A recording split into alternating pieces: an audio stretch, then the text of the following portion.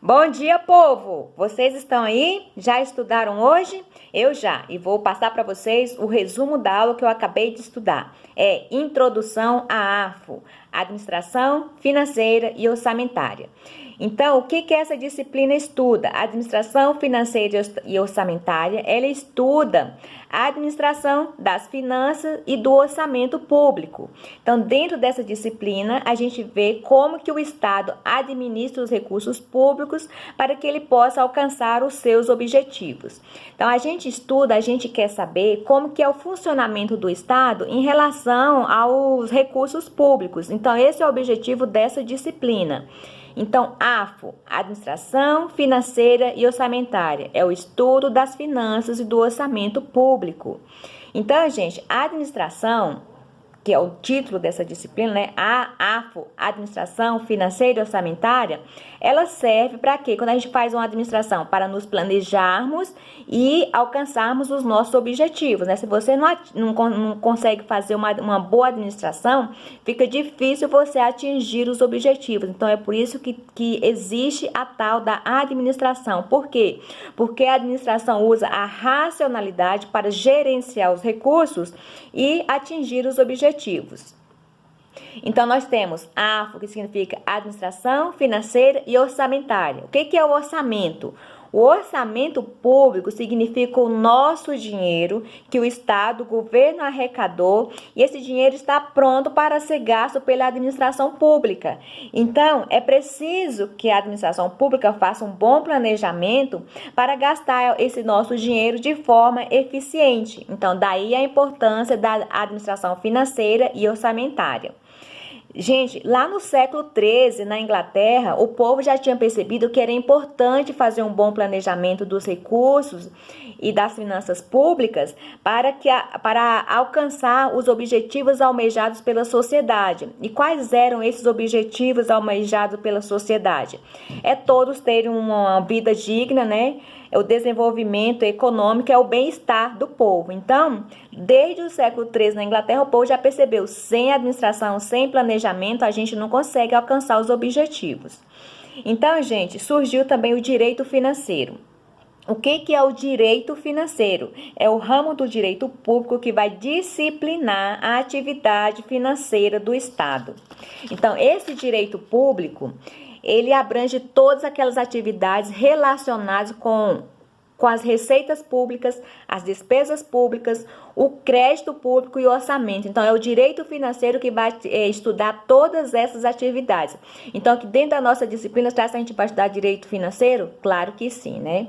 Então, e quando a gente fala que o direito financeiro é responsável por todas essas atividades que envolvem receita, despesa, orçamento e crédito público, gente, eu descobri aqui nessa aula que os tributos são as fontes mais relevantes da receita pública que o governo arrecada. Então, por isso, existe um ramo chamado de direito tributário, só para cuidar, só para estudar os tributos. Mas nós estamos falando aqui do direito financeiro, né? O direito financeiro, ele é o ramo do direito que trata da administração financeira do Estado. E qual que é o objeto de estudo do direito financeiro? O que ele estuda, se fosse uma coisa concreta, né? Qual que é o objeto de estudo do direito financeiro? É a disciplina jurídica de toda a atividade financeira do Estado. E o que engloba essa atividade financeira do Estado? Tudo aquilo, gente, relacionado com a despesa, com as receitas, com o crédito e o orçamento público. Então, todas as atividades do governo relacionado com esses 4 fatores está englobando o objeto de estudo do direito financeiro, ok? Agora, quais são as fontes, de onde vêm as normas, as leis que regulamentam essa atividade financeira do Estado, o direito financeiro do Estado? De onde vêm essas fontes? Quais são as normas? Então, temos aqui 2 tipos de fontes. Nós temos as fontes formais. Essas fontes formais representam as leis escritas. É como se fosse as leis escritas, e ela é chamada também de direito positivado. Então, quando você ouvir ou ler alguma coisa escrito direito positivado, isso representa as leis escritas. E essas fontes, elas também são chamadas de fontes primárias. E quais são as outras fontes? As fontes secundárias. As fontes secundárias são aquelas fontes menos importantes. E o segundo tipo de fonte, nós temos fontes formais. Dentro das fontes formais, nós temos as fontes primárias, que são as principais, e as fontes secundárias, que são aquelas leis menos importantes. E o segundo tipo de fonte são as fontes materiais. Essas fontes materiais são atos que exprimem os fatos. A gente vai estudar isso direito na frente. Então, mas eu vou dar exemplo para vocês quais são as principais leis, as principais fontes primárias que regulamenta a administração financeira e orçamentária, ou seja, o direito financeiro. São elas. A primeira de todas, qual que é? A nossa Constituição, né? A Constituição de 88. As leis, então são muitas leis. Essas leis, elas podem ser ordinárias ou complementares. Os tratados, gente, os tratados e convênios internacionais também é uma fonte que regulamenta a atividade financeira e orçamentária. Medidas provisórias, as leis delegadas, mas aquelas leis em campo restrito a essa disciplina, né, da atividade financeira e orçamentária. Decretos legislativos e resoluções do Senado Federal. Então, gente, eu falei aqui para vocês 7 fontes do direito financeiro, 7 fontes que regulamentam a administração financeira e orçamentária. Quais são elas? A Constituição Federal, as leis, seja ordinário ou complementar, os tratados e convenções internacionais, medidas provisórias, leis delegadas, decretos legislativos e resoluções do Senado Federal.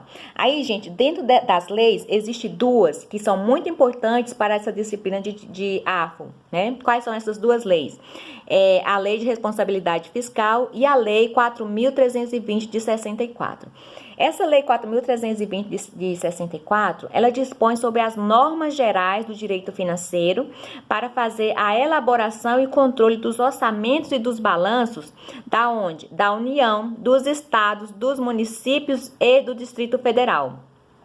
Essa lei, ela era uma lei ordinária, aí com o advento da Constituição de 67, depois da Constituição de 88, essa lei 4.320 de 64 ganhou status de lei complementar. Então, era uma lei ordinária e ganhou status de lei complementar.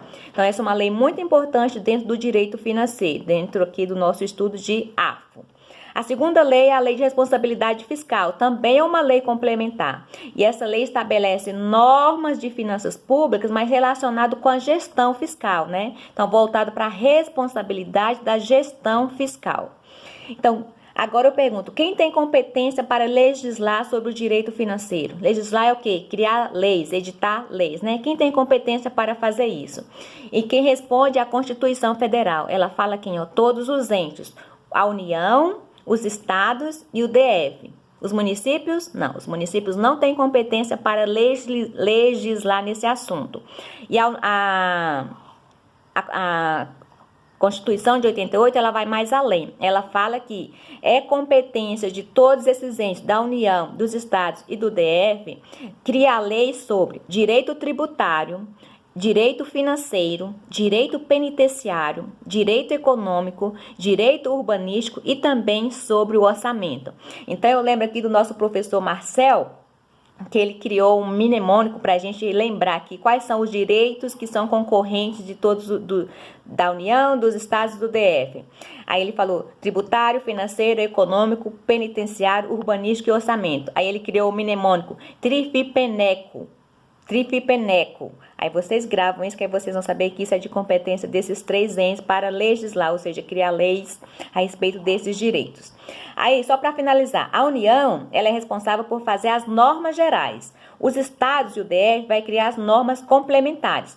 Mas só lembrando que o dispositivo dessas leis estaduais ou distritais, ela não pode entrar em conflito com o da lei federal. Se isso entrar em conflito, eles terão a sua eficácia suspensa. Então, por hoje é isso.